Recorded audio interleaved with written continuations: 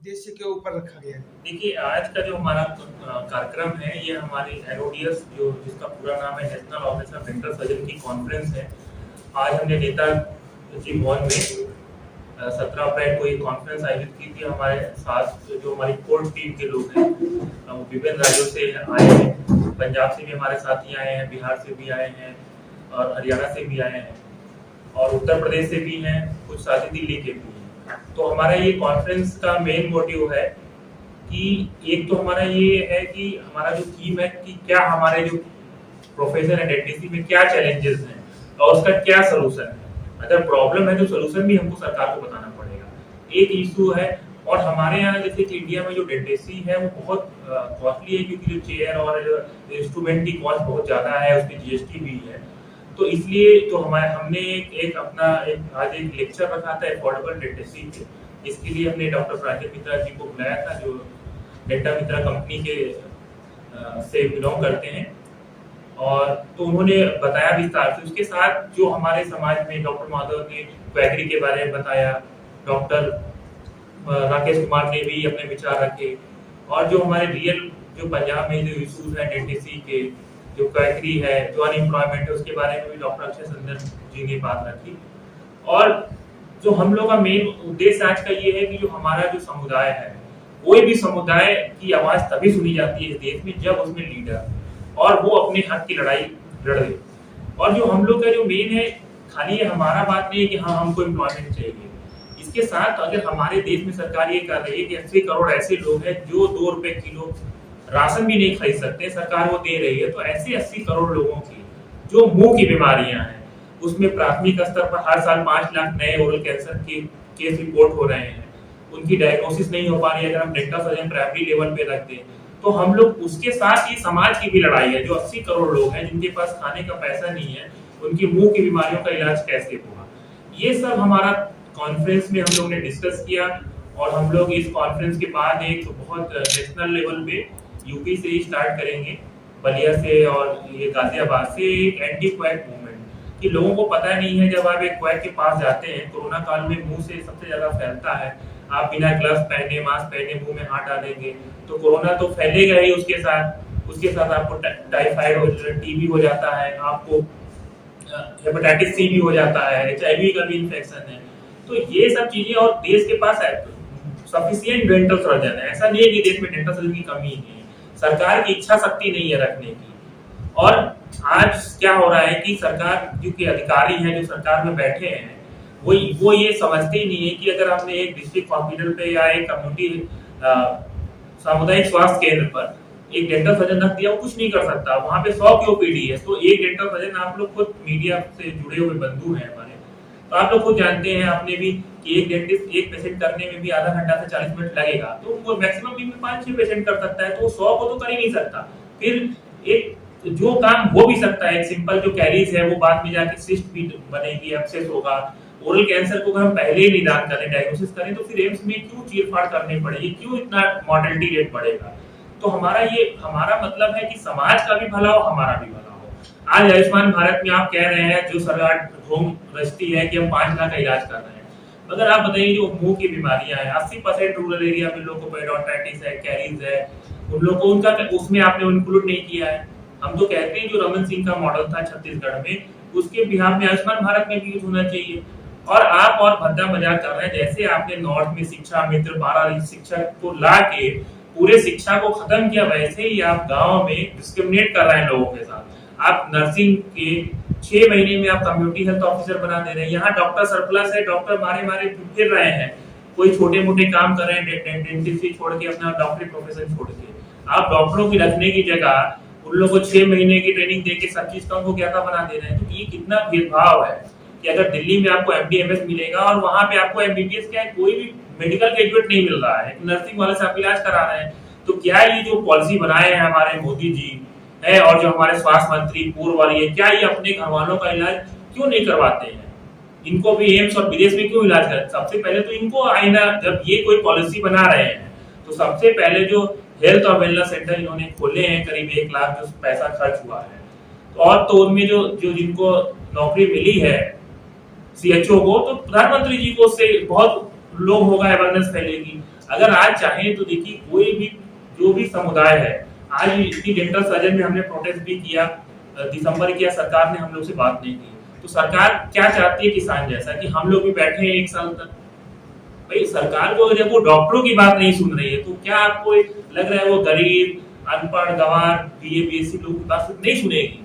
उसका पता नहीं कौन सा रवैया है। तो हम ये कह रहे हैं कि सरकार को इस सब बातों पे ध्यान देना चाहिए। आप 5 राज्यों में इलेक्शन हुए, कोरोना काल में ऐसा कोई इंसान नहीं होगा जिसके घर के लोग बीमार नहीं पड़े होंगे, जिनको हॉस्पिटल की जरूरत नहीं पड़े। लोग कहते थे सरकारी मौत ये होते, मगर आखिर में सरकारी हॉस्पिटल नहीं लोग की जान बचाई है, प्राइवेट में तो लोग लुट गए हैं और 2000 से ज्यादा डॉक्टरों की डेथ हुई। सर इस दिशा में आपके ऑर्गेनाइजेशन कैसे और क्या काम करेंगे? देखिए हमारा ऑर्गेनाइजेशन जो डेंटल सर्जन है उनके वेलफेयर के लिए काम करता है। उसके साथ साथ हम लोग पूरे देश में कैंप भी लगाते हैं, लोगों को एफोर्डेबल मनी कम रेट में ट्रीटमेंट भी उनका कराते हैं, ओरल कैंसर स्क्रीनिंग प्रोग्राम भी चलाते हैं।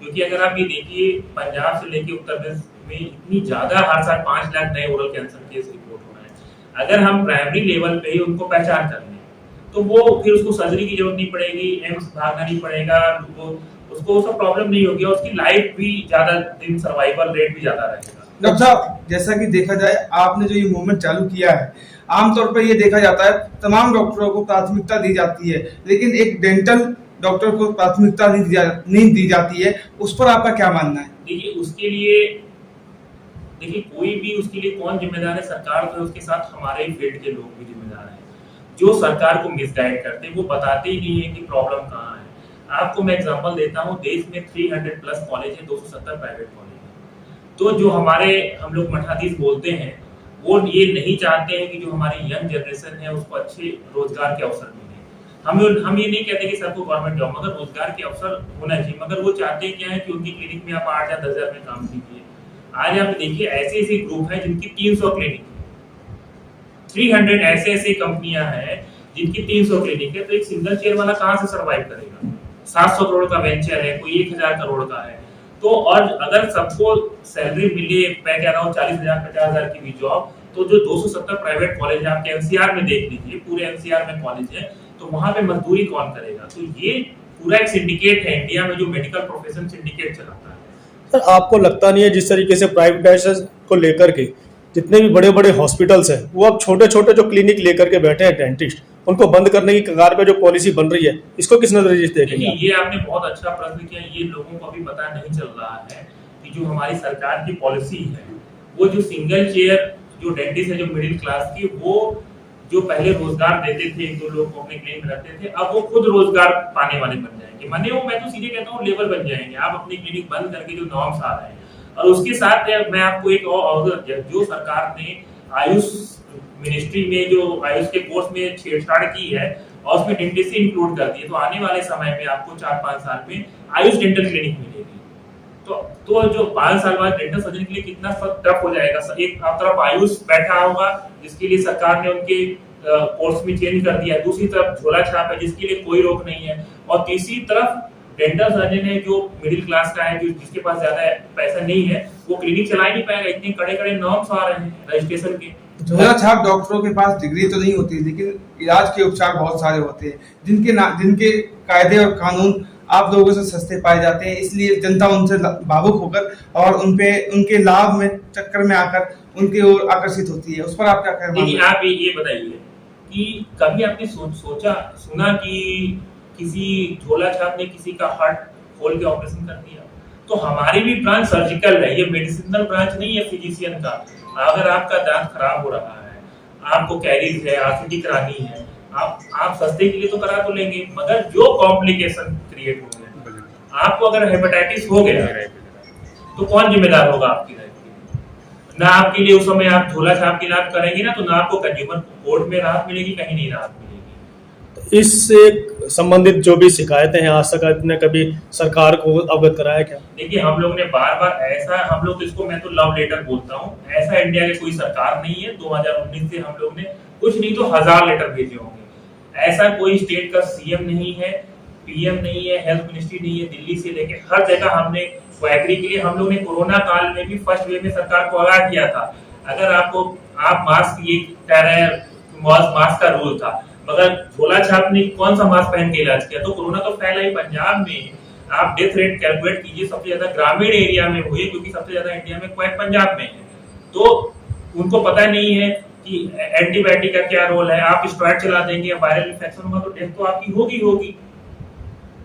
अब आप सरकार से क्या उम्मीद करते हैं? देखिए, हम लोगों ने सरकार को अभी हम अल्टीमेटम दिया था कि हमारी जो है मांग है कि जो हमारी काउंसिल है DCIS को डिसॉल्व करने की, जो इतनी ज्यादा सीटें बढ़ गई हैं डेंटल में, लोग करना नहीं चाह रहे। किसी अभी आप काउंसलिंग का डाटा उठाइए 2021-22 का, किसी कॉलेज में 10 एडमिशन हुए, किसी 20 में लोगों का रुझान नहीं है। तो सब सीटें कम करना चाहिए और आयुष्मान भारत में इंक्लूड करें, जिससे लोगों को रोजगार भी मिले और लोगों को इलाज भी मिले, 80 करोड़ लोगों को। आपने अपने सभी डॉक्टरों के नाते एक मांग जो सरकार से रखी थी, उस पर आपको कोई अभी तक ठोस आश्वासन मिला है क्या? ये इस देश का यही तो सबसे बड़ा दुर्भाग्य है कि हम लोगों ने 16 दिसंबर को प्रोटेस्ट किया था और हमने डेपुटेशन भी दिया, अपना मेमोरेंडम भी दिया, मगर आज तक तो सरकार ने कुछ हम लोग को नहीं किया। तो अब हम लोग नेक्स्ट पार्लियामेंट सेशन में एक पूरे बहुत बड़ा प्रोटेस्ट करेंगे। अब सरकार, हम लोग लोकतंत्र में क्या कर सकते हैं? हम लोग उनको लेटर लिख सकते हैं, प्रोटेस्ट कर सकते हैं और कोर्ट जा सकते हैं।